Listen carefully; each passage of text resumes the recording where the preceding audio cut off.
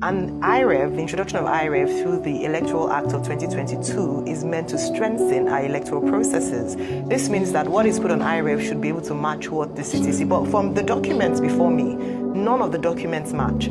So I think we've seen that on the screen, whereby what's on the left is, even though from the same state, local government area, registration area, polling unit, vastly different. The numbers are different. You've already highlighted some of the key things that you mentioned, but tell us, following this, just a simple analysis of what you obtained on IREV and CTC, there's stark differences. But you then went on further to do a forensic audit on the signature. What were your findings? What did you find out? Okay, so if you also look at, using that example, if you look at the signature, you realize that the person, the returning officer, the presiding officer, that's a different signature because they hurriedly rigged the elections.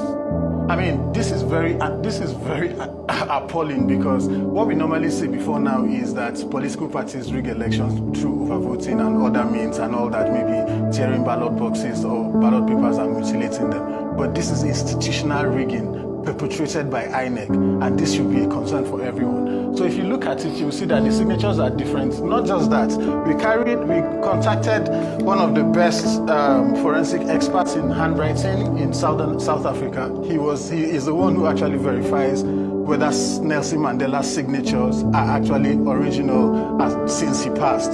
So he's the one who identifies that. So he's an expert, and this is his expert statement to us.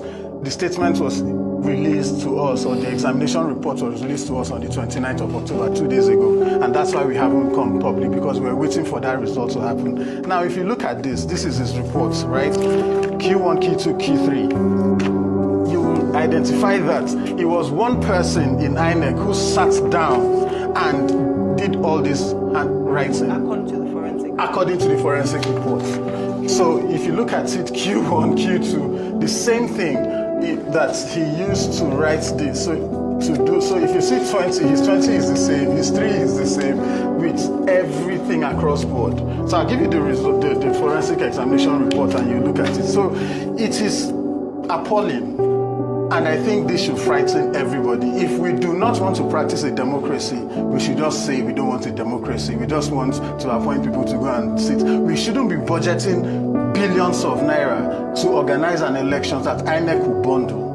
We shouldn't raise the hopes of people to say that you should come out and vote, participate in an elections, do your civic responsibilities and perform your duties, and INEC will bundle that. That is frustrating, and that would actually lead Nigeria to mayhem if we are not careful in the nearest future. So for us as an organization, we are not stopping here. What we are actually going to do now is to file this to ICPC.